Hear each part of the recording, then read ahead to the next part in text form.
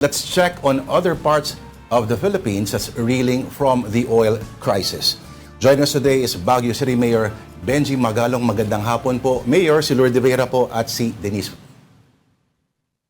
Good afternoon, Lord. Good afternoon, Denise. Good afternoon po sa ating mga viewers. Opo. Sir, kayo po ay naglabas na, no? Ang Baguio PIO naglabas na noong Marso 12 pa na may 4-day work schedule na lang po ang syudad ng Baguio. Kagabi po, Mayor, nakakita po ng mga larawan ng maraming tao, mahahabang pila. Never ho ba nangyari ito sa kasaysayan ng lungsod?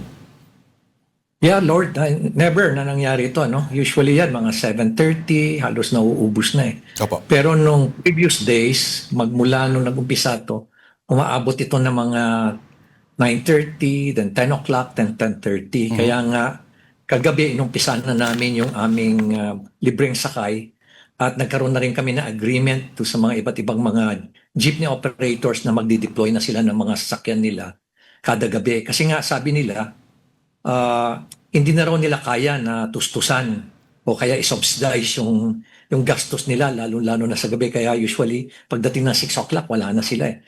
Pero dahil nabigyan namin sila ng ayuda kahapon, at yung din ang isang arrangement namin, and then there will be additional support dun sa mga drivers na mag-overtime sa gabi, then dun namin napapayag. Kaya starting kagabi, naayos na namin unti-unti yung problema.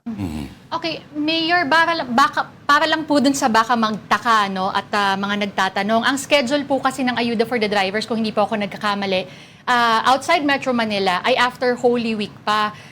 Yung 5,000 pesos po na natanggap na ayuda, ito po ba ay galing sa DSWD o galing po ito sa kaban ng Baguio City po? Sa local government ito, inumpisan namin kahapon, we have about 1,900 na mga drivers. At yun ang bibigyan namin. Inumpisan namin kahapon, matatapos to hanggang Saturday. Opo. Mayor, SUMVAC, itong mahalagang term, summer vacation na po.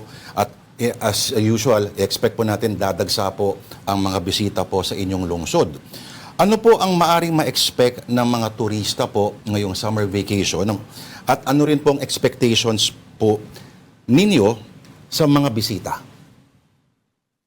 Unang-una, we expect na talaga magkakaroon ng huge reduction sa aming tourist arrivals. Siguro abot ito ng mga 40 to 50%. In fact, mamayang hapon magkakaroon ako ng ugnayan sa aming Baguio Tourism Council para malaman ko kung ano talaga yung figures ng reduction ng tourists. Kaya talagang luluwag yung kalsada dito sa syudad ng Baguio. Siyempre, mainit. Umiinit na rin ang panahon dito. But definitely talagang luluwag yung traffic situation namin dito. Opo, kung gaano po kadagsa yung mga tao itong mga nakaraang ilang linggo kasi ang lamig-lamig po dyan. So kabaligtaran po ang ine-expect po ninyo. Mayor, minomonitor daw ng mga kapulisan yung mga gas stations na biglang nagsara. Either may mali siya po yung ginagawa nila na may hoarding na nangyayari at inaantay yung pagtaas po ng presyo or talagang naubusan lang po talaga sila. But to be fair, Go, Mayor. to be fair naman, sa aming gasoline dealers at mga owners, walang kalokohan na nangyari kasi na-validate naman namin na talagang naubusan sila. In fact, yung mga nangyari during the past 2 weeks, at talagang kailangan para magkaroon lahat ng gasolina, yung ibang mga motorista. Minemeasure nga namin yung kanilang stories, wala kami nakitang kalokohan. Nagkaroon kami ng meeting more than 2 weeks ago with the Chamber of Commerce, ganun na rin yung ating Baguio Benguet Business Club at yung mga gasoline owners, ganun na rin yung mga department stores and grocery stores. At wala kami nakikitang kalokohan na nangyayari dito sa syudad ng Baguio. And they gave their commitment na they will not exploit or take advantage of the current situation.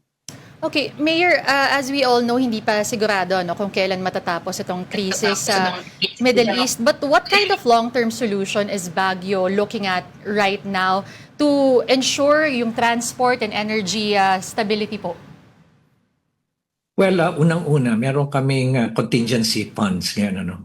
We have the 56 million rice program na nakuha namin sa LGSF to the directive of the President. And first time na nakatanggap kami ng ganyang kalaking rice program. Never kami nakakatanggap ng ganyang rice program. Ano.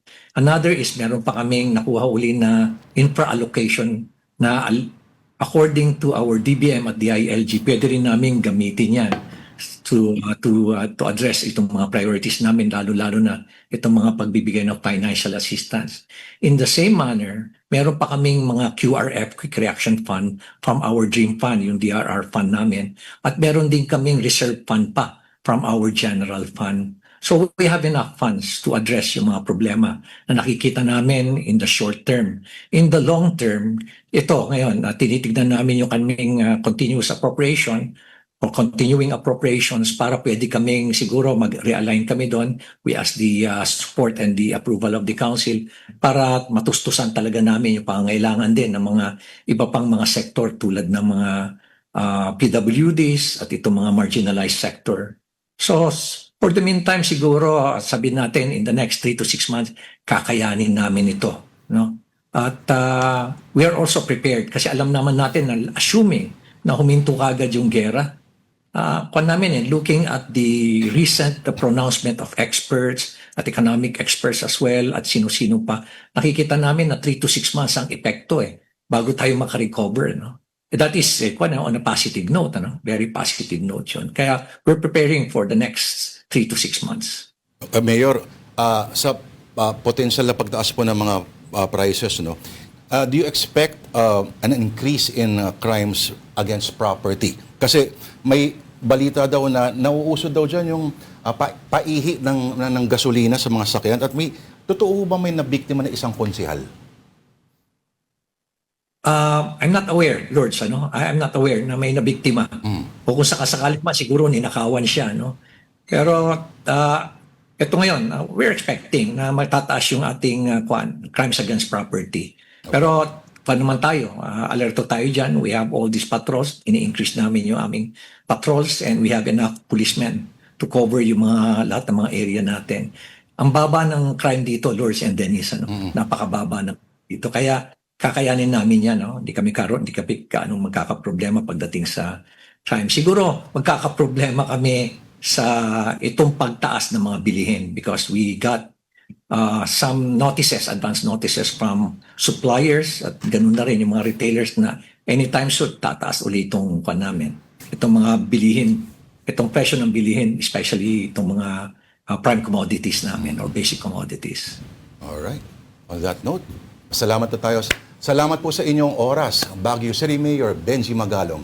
Thank you, Mayor. Thank you po. Salamat po.